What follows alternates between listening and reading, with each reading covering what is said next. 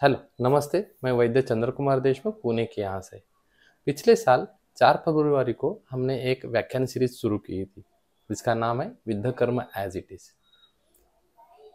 Sir Gopte sir का जन्मदिन 4 फरवरी को अभी आ रहा है। जैसे हमने शुरुआत की थी, अभी तक हमने अलग अलग टास्क किए हैं। जैसे विद्ध कर्म एज इट इज सीरीज से हर एक को विद्ध कर्म और अग्नि कर्म के बारे में बताना शुरू किया है। वो चलते रहेगा आगे। हर साल वैद्य राबू गोप्टे सर के जयंती के अवसर पर, पुण्यतिथि के अवसर पर भिन्न भिन्न कार्यक्रम होते हैं।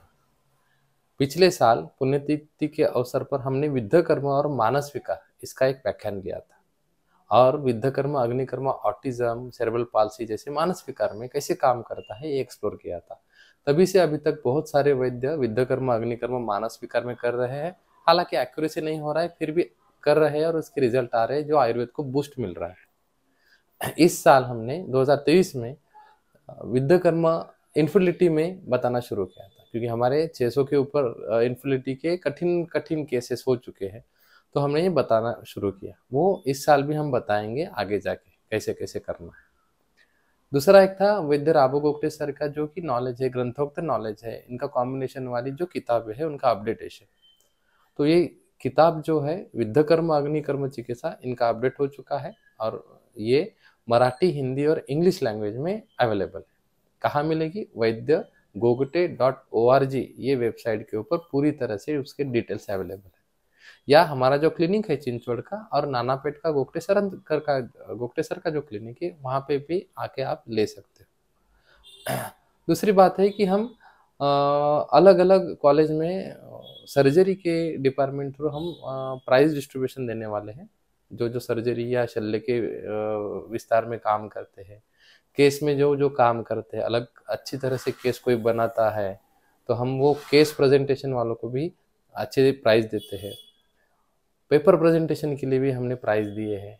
15,000 तक, 1 लाख तक प्राइज है ये। तो इसके बारे में वैद्य गोगटे.org इस पे आपको पूरी जानकारी मिलती जाएगी। सर के विद्ध कर्म एज इट इज, सर का विद्ध कर्म अग्नि कर्म एक ही टॉपिक ऐसा नहीं था, बहुत सारे अंग थे। जैसे HIV पे सर का काम था, हेपेटाइटिस बी पे काम था, कैंसर और आयुर्वेद काम था, सर्जरीज डिफरेंट डिफरेंट प्रकार की सर करते थे। तो ये छोटी छोटी बातें सर की जो है एक्सप्लोर करने के लिए हमने हमारे लेक्चर सीरीज में, विद्ध कर्म एज इट इज सीरीज में व्याख्यान के साथ में या सेमिनार, हमने सर की लेख पढ़ना शुरू किया था। वो भी मैं आगे कंटिन्यू करने वाला हूँ। नया साल आया है और बहुत कठिनाई होती है। हमारा वाग्भट वाचन भी सुबह रहता है यूट्यूब पे 8 बजे, हम हफ्ते में 2 बार लेते हैं, जहाँ पे विद्यार्थियों को आयुर्वेद के प्रति जो डिफरेंट डिफरेंट अंग है आयुर्वेद के, उसके बारे में बताने की कोशिश करते हैं। वाग्भट भी वाचन होता है, द्रव्य भी वाचन होता है। तो हम पूरी कोशिश कर रहे हैं। सिर्फ क्या है, धी धैर्य आत्मादि विज्ञानम मनोदोष औषधम परम। आपके जो मन के दोष रहते हैं कि आयुर्वेद कुछ नहीं कर पाता है, आयुर्वेद से कुछ हो नहीं पाता है, आयुर्वेद रिजल्ट नहीं देता है, इमरजेंसी कंडीशन में आयुर्वेद कहाँ कहाँ काम में आता है, ऐसे जो दोष है वो दोष दूर करने के लिए आपको बुद्धि से विचार करना पड़ेगा कि 10 साल पहले आयुर्वेद कहाँ था, अब आयुर्वेद कहाँ है। 10 साल पहले विद्ध कर्म अग्नि कर्म कहाँ था, और ये अभी इतने पूरे इंडिया में, पूरे जगत में विद्ध कर्म अग्नि कर्म हो रहा है, अब कहाँ है। कुछ लोग पहले बोलते थे कि विद्ध कर्म ये चिकित्सा आयुर्वेद की है ही नहीं, अभी वही लोग सीखने को आते हैं। कुछ लोग कहते थे कि विद्ध कर्म सुई टोचना, ये कहाँ इसमें प्रिंसिपल है, कहाँ इसमें संप्राप्ति भंग होगी। अब इससे इतनी ओपीडी हमारे विद्यार्थियों को बढ़ती है और रिजल्ट इंस्टेंटली आते हैं, तो सब इसके पीछे जो भी तत्व है वो सीखने के लिए उत्सुक रहते हैं। तो और कहीं भी आयुर्वेद की प्रैक्टिस कोई भी कहीं शुरू करेगा तो विद्ध कर्म अग्नि कर्म किए बगैर वो शुरू नहीं करेगा, ऐसा आज का एनवायरमेंट बन चुका है।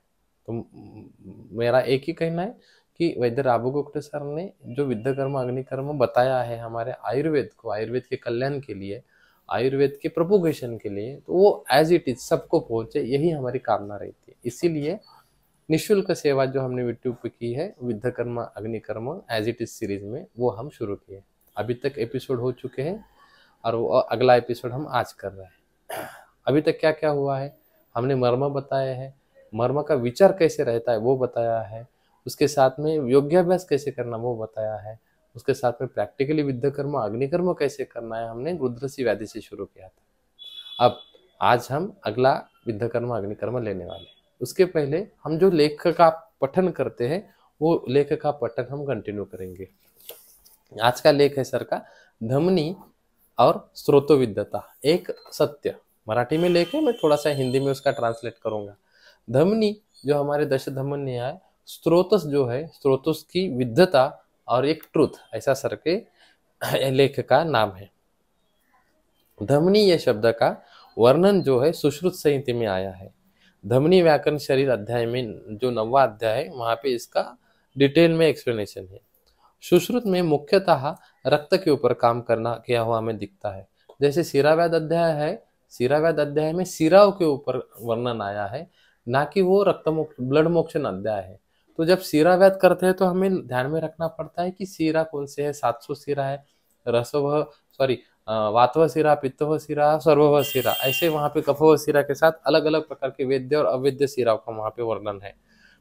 तो सुश्रुत का मुख्य भर जो है प्रत्यक्ष जो दिखता है उसके ऊपर ज्यादा से ज्यादा वो बातें करता है। जैसे रेड वर्ण का जो वातव, अरुण वर्ण का वातव, नीले वर्ण का पित्तव, उष्ण है वो पित्तव, स्पर्श को शीत है, सफेद वर्ण का है वो कफव, ऐसा सिराओं का उन्होंने वर्णन किया है। और जो रोहिण्या है जो ज्यादा शीत भी नहीं है ज्यादा उष्ण भी नहीं है, ऐसा वहां वर्णन है। इनके वर्णन से अभी जो हम एनाटॉमिकली देखते हैं नर्व्स, लिम्फेटिक्स, वेन्स, आर्टरीज, इनका संदर्भ इसमें दिखता है हमें। जैसे मैं हमेशा कहता हूँ कि वातव शिरा जो अरुण वर्ण के रहते, पित्तव पीत वर्ण के रहते और कफव शिरा श्वेत वर्ण के रहते, तो हमें वो शिरा हमें दिखती है, उसके हिसाब से शिराव्याध करना चाहिए। नीला व रोहिणा ये जो दृश्य स्वरूप नहीं मिलते हैं हमें, उसी हिसाब से प्राणव स्रोतस, रसव स्रोतस, अन्नव स्रोतस, रक्तव, मांसव, अर्थव, इनकी मूल स्थान जब बताते थे तो वहां पे धमनी का उल्लेख आया है। उदक व मेदो व मूत्र व पुरुष व शुक्र व स्रोतस के मूल स्थान धमनी नहीं बताए, लेकिन बाकी स्रोतसों के मूल स्थान बताते समय धमनी का उल्लेख आया है। जिन जिन स्रोतों के मूल स्थान धमनी है, ऐसे स्रोतों पे अगर विद्ध आघात हो गया तो मृत्यु बताई गई है। यहाँ पे स्रोतो विद्ध लक्षण बताते समय आशय और धमनी ऐसे द्वंद्व है। जहां जब आशय पे आघात होगा तब स्रोतों के कार्य में बिगाड़ हो जाएगा और तब लक्षण जो है वो बताई गई है। धमनी पे मूल भागी प्रक्षतः आघात हो गया तो मरण ही होगा, ऐसे ग्रंथकार को बताना है, ऐसे हमें दिखता है। यहाँ पे स्रोतों के ऊपर आघात होने के बाद जब मृत्यु है, ऐसे ये जो मरण लक्षण है वो सर्व शरीर का ही होगा ऐसे नहीं है।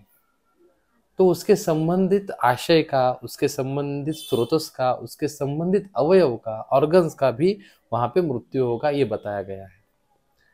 विद्या चिकित्सा करते समय मैं हमेशा कहता हूँ मर्म जो है, मम गृह इति मर्म, मेरा घर है, और आजू बाजू में जो भी अवयव है वो मर्म के आश्रय में आते हैं। तो एक मर्म को आघात होगा तो हमेशा मृत्यु होगी ही ऐसा नहीं, लेकिन उसके आजू बाजू के अवयव या ग्रह है, आत्मा का गृह है, वहां पे आघात जरूर होता ही है। इसीलिए मर्म को छोड़ के ही विद्ध कर्म अग्नि कर्म करना है, ऐसे पुराने वैद्य पोक्टे सर, बहुत सारे सीनियर वैद्य बताते हैं। मर्म को स्पर्श नहीं करना है ऐसे बताते हैं। मैं मर्म चिकित्सा में एक रेफरेंस भी मैंने दिया था कि कुर्म चिकित्सा में बताया है कि जैसे न संवत्सित सूत की नाम पर क्षेत्रे गाधयंती न चाचक्षित, दूसरों के खेत में अगर गाय चरने को गई है तो उसके मालिक को बताना नहीं है। अगर बताएंगे कि तो क्या होगा, वो मालिक आएगा, गाय को मारेगा, वहां से निकाल देगा। तो चरती हुई गाय को वो उसका जो अन्न है बंद करना, ये पाप बताया है। वैसे ही बताया है कि न संवत्सित सूत की नाम, सूत की व्यक्ति है जिसके घर में कोई मरा है, उसके साथ उसके घर में जाके सोना नहीं है, और कोई सोता भी नहीं है। हाँ, उसको हेल्प करते हैं लेकिन सोता नहीं है। और बताया है आगे न चिकंचित मर्मानी स्पृशत, कुर्म संहिता में आया है, कुर्म पुराण में आया है, कोई भी मर्म के ऊपर स्पर्श नहीं करना चाहिए, इतना डिटेल में आया है। तो हमें वो मर्म को छोड़ के ही विद्या कर्म अग्नि कर्म करना है, क्योंकि स्रोतस पे आघात होता है तो वहां पे जो भी लक्षण है वहां पे वो मरण प्राप्त करने की तरफ हमें लेके जाएंगे। तो उसमें उद्भवनारी जो लक्षण है वो विद्ध के और अभिघाता के स्वरूप जो है उसकी तीव्रता के ऊपर अवलंबन रहेगा। इसलिए इसकी चिकित्सा बताते समय ही प्रत्याख्य चिकित्सा करनी है। तो बता के और बाद में जो अंदर जो व्रण शल्य है उसके भी क्षतज व्रण की चिकित्सा करने को कहा गया है। स्रोतों की व्याख्या करते समय सीरा धमनी इनके साथ में बताया नहीं, अलग बताया है। नवनिर्मित किंवा अवशिष्ट भाव पदार्थ निर्माण करने, कोई स्त्राव निर्माण करना, ये स्रोतों का काम होगा।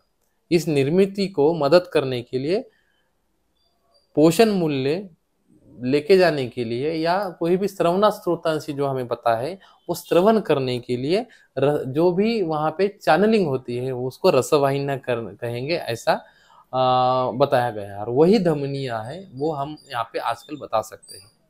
बड़ी धमनी तो पता है, जो धमन करती है वो धमनी है, जो श्रवण करते हैं वो स्रोत से। और जो शरीर में अलग अलग प्रकार के सीरा दिखते हैं, वातज पित्तज कफज, उसके बारे में सीरा के बारे में बताया गया है। सीराओं का वेद जो है हर समय में स्रोतों के लक्षण जो है स्रोतों विद्ध के लक्षण दिखाएगा ऐसा नहीं है। वाक्य क्या है, जब भी हम सीरा व्याध करते हैं तब स्रोतों बिगड़ जाएगी ऐसा है ही नहीं। लेकिन जब जब धमनी वेद होता है तो स्रोतस नष्ट हो जाते हैं, स्रोतों का स्त्राव नष्ट हो जाता है, उनका कर्म बिगड़ जाता है। तो धमनी और सिराओं का ये जो कॉम्बिनेशन है वो हमें हमेशा चिकित्सा करते समय ध्यान में रखना है। वैगोटॉमी करने के बाद आमाशय व अग्नाशय प्राकृत रहता है वैगोटॉमी करने के बाद। वैसे ही एक आदि जो ब्लड वेसल से हमने बांध दी है तो स्रोतों का नाश नहीं होता। उदाहरणार्थ स्क्रॉटल वेरिकोसिटी है, वहां पे वो वेरिकोज वेंस निकाल दिए स्क्रॉटम के, तो वहां पे वो टेस्टिस खराब हो जाती है, ऐसा नहीं होता है। वेरिकोज वेंस में भी जब वेंस वो जला देते हैं, स्क्लेरोथेरेपी करते हैं, वो सर्जरी करते हैं, तो पैर थोड़े खराब होता है, नहीं होता है। वही बताया गया है कि सीरा का व्याध करेंगे तो ज्यादा नुकसान नहीं होता है, वहां पे फायदा ही होता है। लेकिन जब हम धमनी के वेद का विचार करते हैं तो स्रोतों की दृष्टि हो जाती है। स्रोतों विद्ध होने के बाद मृत्यु तक हमें लक्षण मिलते हैं। जैसे सर्जरी करते समय एक आदि आर्टरी कट हो गई तो बहुत ज्यादा ब्लड लॉस होकर पेशेंट मर जाते हैं। लेकिन वैसे ही बताया है कि स्क्रॉटल वेरिकोसिटी में जो वेरिकोज हुए स्क्रॉटम है वेन से वहां पे उसको लाइगेट करने से कुछ प्रॉब्लम नहीं होता। लेकिन अगर टेस्टिकुलर आर्टरी है, अगर वो टूट गई है तो टेस्टिकुलर एट्रोफी होती है और टेस्टिस सूख जाती है, हमें ऐसा दिखता है। तो ये हमें ध्यान में रखना है। स्रोत सर धमनी, स्रोतविद्धता और धमनी का जो कॉम्बिनेशन सर बता रहे हैं। इसके दूसरा जो बताया कि जब वैजेक्टॉमी ट्यूबेक्टॉमी होती है तो गर्भाशय जो है वो या हम क्या कहते हैं कि टेस्टिस है, इनका नाश नहीं होता, उनको कुछ फर्क भी नहीं पड़ता। तो ये सिराओं का जब हम वेद करते हैं या सिरा कट करते हैं तो आशय के ऊपर या स्रोतों के ऊपर कोई तकलीफ नहीं होती, लेकिन धमनी का जब होता है तब तकलीफ होती है। इसीलिए स्रोतोविद्धता में धमनी का वर्णन, धमनी विद्धता धमनी बचा के काम करना ये बहुत इंपॉर्टेंट है। इसीलिए मर्म के यहाँ पे ज्यादा से ज्यादा धमनी सोम मारुत तेजांसी सत्व रज तमांसी च मर्मसु प्रायश पूषा भूतात्मा च अवतिष्ठ से ऐसा बताया गया है। इसीलिए मर्म के ऊपर वेदन कर्म नहीं होता है, ऐसा सर ने बताया है। तो स्रोतोत्सव का जो क्षय है वो धमनी को पकड़ के हमें सोचना चाहिए। विशिष्ट स्रोतस के पास जाने वाली आर्टरी जो है रसवाहिनी, रोहिणी, धमनी, ये उस नाम से पहचानी जाती है। उसका जो कार्य है जैसे कि वही पार्ट के ऊपर मर्यादित है। धमनी का कार्य जो है वही लोकल पार्ट तक मर्यादित है। जैसे कि हिपैटिक आर्टरी है, रिनल आर्टरी है, कोरोनरी, यूटेराइन, मेसेंट्रिक इत्यादि जो जो आर्टरी है वहां पे आघात होने के बाद मृत्यु होता ही है। लेकिन कभी कभी अगर मृत्यु नहीं हुआ तो वहां पे वो दृष्टि के लक्षण, स्रोतस दृष्टि के लक्षण हमें मिलते ही है। तो सर का यहाँ पे बताने का उद्देश्य यही है, जब जब हम स्रोतस विद्ध के लक्षण का विचार करते हैं तो धमनी यानी कि आर्टरीज वहां पे विचार में आती ही आती है। दूसरी बात है अन्नवाही धमनी, मेजेंट्रिक आर्टरी, उसके बाद में मेजेंट्रिक टीयर जब होता है, वलोलस कंट्यूजन में भी ऐसा जब लक्षण मिलते हैं तो हमें पेशेंट के मृत्यु के साथ साथ कभी कभी अगर मृत्यु नहीं हुआ तो शूल, अन्नद्वेष, छर्दी, स्रोत दृष्टि के भी हमें लक्षण मिलते हैं। गर्भाशय से अगर तीव्र रक्तस्राव हो रहा है तो इंटरनल इलिया क्लोज किए जाते हैं। और उसकी वजह से अगर गर्भाशय एट्रोपिक नहीं हुआ फिर भी वहाँ पे कंटिन्यूसली अमेनोरिया शुरू हो जाता है, और इसकी वजह से आर्टरी बांधने की वजह से आगे पीरियड्स आते नहीं और वो आर्तवा का नाश हो जाता है। तो यहाँ पे हमेशा स्रोतोष दृष्टि का विचार करते समय वहाँ पे आई हुई ब्लड वेसल का यानी आर्टरीज का, मॉडर्न की जो आर्टरीज है उसका विचार हमें हमेशा करना होता है। गर्भाशय पे जब डीएनसी करते हैं तो प्रसूति के काल में शस्त्र कर्म की वजह से आघात जब हो गया है या गर्भावस्था में पेट पे लात मारी है, ऐसे समय पे भी वंध्यत्व और मैथुन सहत्व की लक्षण हमें दिखती है। तो वो धमनी का ही वहां पे विचार करना है। सध्या आजकल के काल में बाईपास सर्जरी की जाती है, जहाँ जहाँ पे बाईपास सर्जरी होती है, जहाँ जहाँ पे वो अवयव का नाश होता है तो वो अवयव पूर्ता ही मर्यादित होता है। यहाँ पे धमनी संयोजन करके स्रोतोनाश बंद कर सकते हैं। जैसे कि एग्जाम्पल देंगे कि कोई हमारे हार्ट की आर्टरी है, वो अगर बंद हो रही है, ऑक्सीजन हो रहा है, तो वो आर्टरी जहाँ जहाँ आगे सप्लाई करती है उतना ही वो डैमेज होता है। लेकिन अगर वो बाईपास में क्या किया जाता है, धमनी ही संयोजन किया जाता है और मृत्यु वहां पे बचाया जाता है।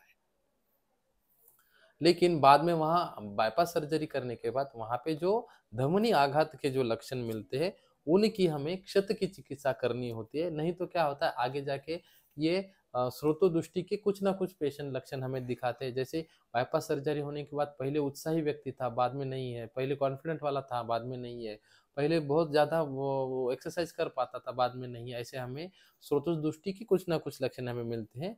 तो वहाँ पे दोषज सार्वदेहिक चिकित्सा ना करते हुए क्षत की चिकित्सा अगर हम करेंगे ऑपरेशन के बाद, तो ऐसे विकारों में जब हम बड़ी सर्जरी करते हैं तो ऐसे विकारों में हमें बहुत ज्यादा फायदा होता है, ऐसा सर का कहना है। स्रोतोदृष्टि के लक्षण का विचार करते समय वो काय चिकित्सा में आया है, वहां पे सार्वदेहिक चिकित्सा रहती है, क्योंकि वहां पे प्रत्येक पेशी का सेल्स का विचार करना पड़ता है। जैसे कि कामले में यकृत का विचार करना पड़ता है, उसके साथ पूरा शरीर का भी विचार करना पड़ता है। कामला में ऐसा नहीं कि सिर्फ यकृत का विचार किया है हमने, पूरे बॉडी का भी विचार करना पड़ता है स्रोतोष दृष्टि के लक्षण में ऐसा देखते समय। लेकिन जब स्रोतोष विद्ध का प्रश्न होता है तब धमनी और लोकल का हमें विचार करना पड़ता है। ये मेन पॉइंट आउट यहाँ ये इस लेख का है। चरक ने श्लेष्म विकार में हृदय लेप, धमनी प्रतिचय ये खास लक्षण दी है और उसके सार्वदेहिक परिणाम भी बताए। तो और फिर मधुमेह में रासायनिक दौर्बल्य का वर्णन करके वहां पे जलों का उच्चारण न करता करके वहां सीरा मोक्ष और प्रत्यक्ष भेदन कर्म करना ये बताया गया है। देखिएगा सर, ये मैंने ये लेख आज क्यों चूज किया है, क्योंकि ये बताते समय स्रोतों का विद्ध और धमनी इनका महत्व और स्रोतों से दुष्टि लक्षण और शरीर में आने वाले जो लक्षण है उनका कंपैरिजन बताते हैं। अब ये बताते समय जब हम विद्ध चिकित्सा करते हैं, विद्ध चिकित्सा करते समय हमें अवयव का भी ध्यान रखना पड़ता है। जब विद्ध चिकित्सा करते, सिरा व्याध करते हैं हम, तो पूरी शारीर सार्वदेहिक बदलाव दिखते हैं हमें। लेकिन कभी हमें किसी ऑर्गन को टारगेट करना होता है विद्ध चिकित्सा थ्रू, तो हमें ये लेख जो है बहुत इंपॉर्टेंट वहां पे गाइड करता है। चरक ने स्नेक बाइट, स्कॉर्पियन बाइट, विषबाधा वो वही के वही रुक जाए, पूरे शरीर में ना फैले, इसलिए धमनी बंध का उल्लेख किया है। और मंत्र चिकित्सा के साथ धमनी बंध का उल्लेख किया है। जब स्नेक बाइट होता है तो विष रक्त में जाता है, पूरे शरीर में फैलता है, वो ना फैले इसलिए मंत्र चिकित्सा धमनी बांधने का उल्लेख किया है। तो ये भी हमें या ऐसे ऑर्गन के रीजनरेशन के लिए विचार में रखना होता है। इस सब से क्या हमारे माइंड में आता है कि सुश्रुत को स्रोतोमूल बताते समय स्रोतस के साथ में उन स्रोतों का पोषण करने वाली रक्तवाहिनी यानी धमनी ये अपेक्षित होता है सुश्रुत को। धमनी दयंती स्वयं पिबती, स्वतः पिनारी, ऐसा उल्लेख सुश्रुत चिकित्सा स्थान 2462 में हमें मिलता है। धमनी दयंती स्वयं पिबती, आर्टरी के पोषण वो आगे जाके सबको करता है, तो वो खुद का भी पोषण करती है और जो उसके जो लेयर से उसका भी पोषण होते रहता है, और ये माइक्रो सर्कुलेशन में होता है। एलोपैथी ऐसा कहता है। इसका मतलब है विशिष्ट कार्य करने के लिए, स्रोतों के लिए जाने के लिए इंद्रियों की तरफ जाने वाली जो आर्टरी है वही धमनी है। ऐसे मन हम यहाँ पे डिसाइड कर सकते हैं। नर्व जो है उनका पोषण नहीं होता, नर्व को ब्लड सप्लाई नहीं रहता है, नर्व का पोषण ऐसे नहीं होता है, लेकिन आर्टरीज का पोषण जो है अपने आप होता है। जैसे धमनी का बताया है, ध्यायंती स्वयं पीबती थी, जो खुद को भी पीती है, पोषण करती है, और दूसरों का भी पोषण करती है, वो धमनी होती है। नर्व ऐसे नहीं होते, इसलिए नर्व जो है धमनी में नहीं आते, नर्व से सिरा में आते हैं। अष्टांग हृदय में धमनी पे आघात हो गया, धमनी मर्म पे आघात हो गया, तो वहां से स शब्द सफेन उष्ण रक्त बाहर आता है, ये आर्टरी को ही लागू पड़ता है। इसका मतलब ये बताना चाहते हैं आर्टरी और धमनी है, और जब स्रोतोसा का घात होता है तो धमनी वहां पे ज्यादा से ज्यादा आघातित हो चुकी होती है। इसीलिए जब जब हमें ऑर्गन है, जैसे डायबिटीज में पैनक्रियास पे हमें वर्क करना है, तो हमें ये धमनी का उल्लेख, धमनी का विचार, और उसके साथ में धमनी से सिरा व्याध का विचार, ये हमें अगर लिंक कर पाते हैं तो ये जो हम जागतिक महामारी जैसे वो डायबिटीज आ रहा है, वो ये जो कड़ी क्रैक करने के लिए हमें ये श्लोक, ये हमें विचार बहुत मदद करता है। सिराओं का सामान्य वर्णन करते समय कर्म विशेष, कर्म नाम अप्रतिघात, ये बताया गया है।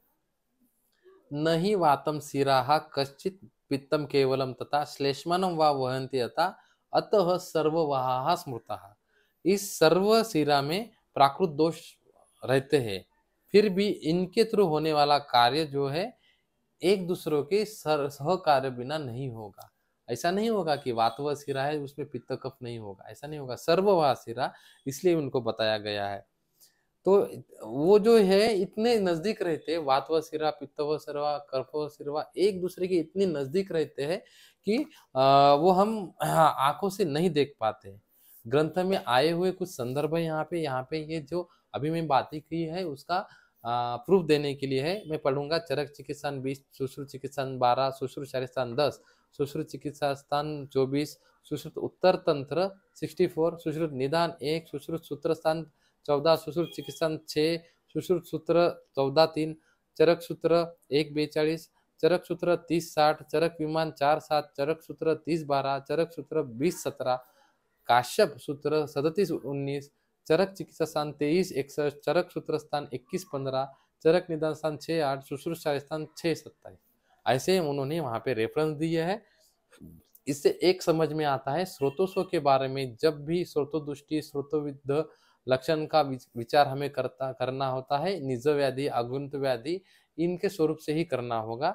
आयुर्वेद में बताए हुए जो व्याधि है वो कौन से ना कौन से स्रोत में बैठती है, इसीलिए स्रोतोदुष्टि ये संप्राप्ति हमें हर बार विचार करना पड़ता है। स्रोतों को प्रीणन करने वाली धायंती और पिबती जो हमें धमनी है उसका भी विचार करना पड़ता है, और इसके आजू बाजू में तीनों दोषों को लेके जाने वाले, वहन करने वाले जो सिराएं है, सर्वहा सिरा है, उनका भी उल्लेख करना पड़ता है।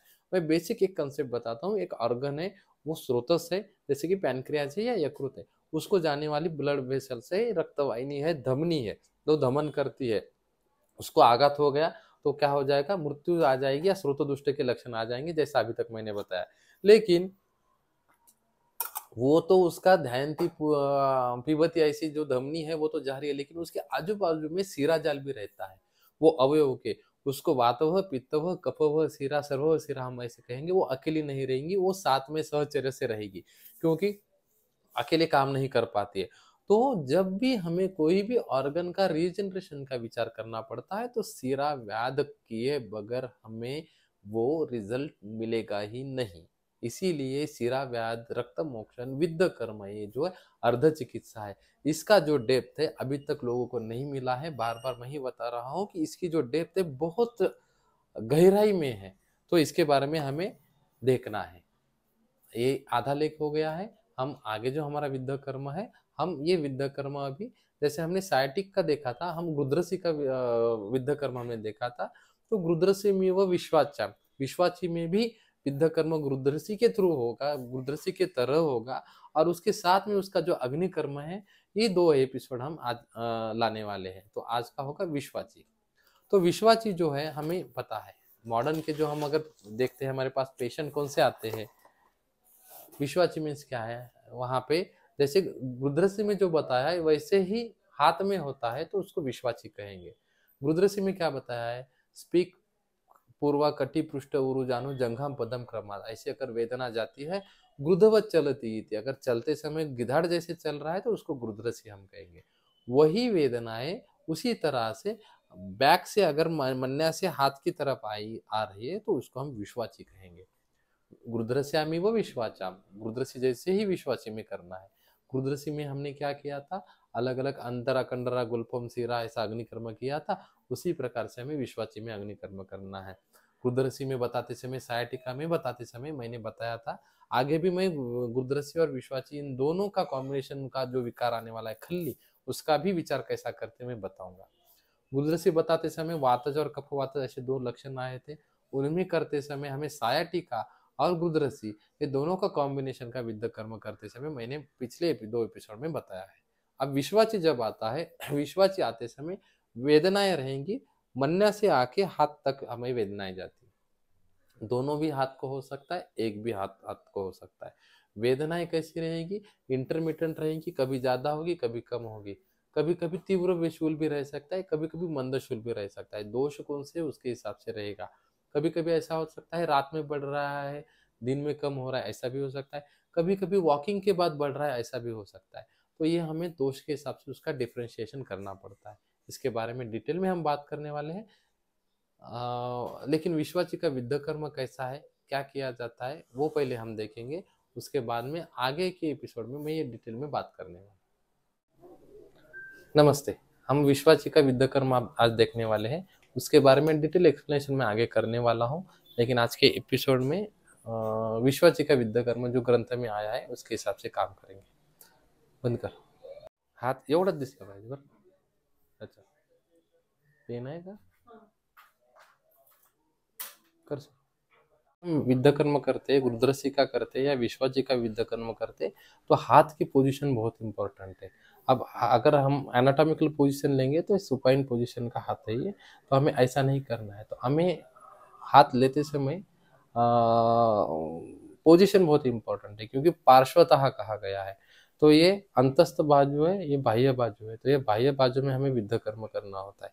लेकिन विद्ध कर्म करते समय हमें सेमी फ्लेक्जन पोजीशन में कहा है कि अर्धवट जो है हमें करना है। ये हाथ ऐसा नहीं चलेगा, ऐसा नहीं चलेगा, ऐसा नहीं चलेगा, ऐसा भी नहीं चलेगा, हमें पकड़ना है। तो पकड़ते समय यहाँ पे आप हाथ देख सकते हो, पेशेंट का हाथ ऐसा करना है, ऐसा करने के बाद थोड़ा सा उसको सेमी सुपाइन करना है। तो हमें ये जो पार्श्व बाजू है इसका वेदन कर्म हमें करना है। अब जब क्षिप्र का वेदन कर्म करते हैं यहाँ पे, तो वेदन कर्म करते समय यहाँ पे हमने सेमी फ्लेक्जन ऐसा लेते और यहाँ पे क्षिप्र मर्म के ऊपर 2 अंगुली करते। अब यहाँ पे इंद्रबस्ती मर्म है, हमें पता है इंद्रबस्ती को छोड़ के वहाँ पे आघात हो जाएगा तो रक्तक्षयन मरणम जैसा कहा गया। तो एग्जैक्टली ये विद्ध कर्म करते समय ये हमने आर्म को सेपरेट किया है। अब जब भी पेशेंट है, पेशेंट के हमें चतुर अंगुली वेदन करना है, 4 अंगुली लेना है और पोजीशन ये रहेगी, यहाँ से जो यहाँ पे मिडल पॉइंट है यहाँ से ऊपर 4 अंगुली और यहाँ पे नीचे 4 अंगुली। तो हमें ये वेदन कर्म के लिए काम में आता है। अब ये दोषों के हिसाब से भी हम वेदन कर्म करते। यहाँ पे आप देख सकते हैं, जैसे मैंने गंडमाला अध्याय जब गंडमाला विकार में बताऊंगा, वहां पे इंद्रबस्ती जब आता है तो नीचे का पार्ट कफज रक्तज रहता है, ऊपर का भाग कफज विकार में रहता है। तो ये सीक्वेंस भी हमें बहुत इंपॉर्टेंट रहता है। जब ये पोजिशन है एग्जैक्टली लाइट गेली दिसते का गेले मिडल मार्किंग दिसते का, बॅटरी आहे का बघ खाली, आपली होती ना बॅटरी।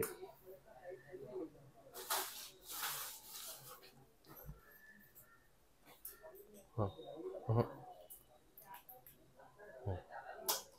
येते आता चालूच है ना, हाँ ठीक है। तो हमें वेदन करते समय हमें 4 अंगुली, पेशेंट के 4 अंगुली है, ये सेमी फ्लेक्शन है, ऐसा नहीं चलेगा, ऐसा नहीं चलेगा, ऐसा भी नहीं चलेगा, ऐसा भी नहीं चलेगा, एग्जैक्टली सेमी फ्लेक्शन और ऐसा रहेगा। तो हमें विद्ध कर्म करते समय वहाँ पे हम कॉटन दे, हाँ, तो वहाँ पे वो जगह है पूरी तरह से निर्जंतुक करेंगे, वहाँ पे कॉटन लगाएंगे। और ये विद्ध कर्म करते समय हम नीचे से ऊपर लेना है या ऊपर से नीचे लेना है, मैं अगले इसमें बताऊंगा कैसे लेना है। मैं पहले बता रहा हूँ कि वेदन कर्म कैसा करते हैं। ये अर्धव्रीहि वेदन कर्म है, यहाँ पे देख सकते हो अर्धव्रीहि वेदन है, और यहाँ पे भी अर्धव्रीहि है, एग्जैक्टली अर्धव्रीहि वेदन कर्म होगा। इसमें प्रोनेटर टेरस पूरे मसल्स आ जाते हैं यहाँ पे बाइसेप्स ट्राइसेप्स मसल का हमें एक्सेस मिलता है वो दोनों के ऊपर काम करते समय। विद्या कर्म करने के पहले कंसेंट हमेशा लेना है, क्योंकि शल्य कर्म में जाता है। और ये रेडिकुलोपैथी हमें करेक्ट करने के लिए हमने विद्या कर्म किए हैं, और मन्या के अग्निकर्म इसके साथ करने होते हैं। कर बंद।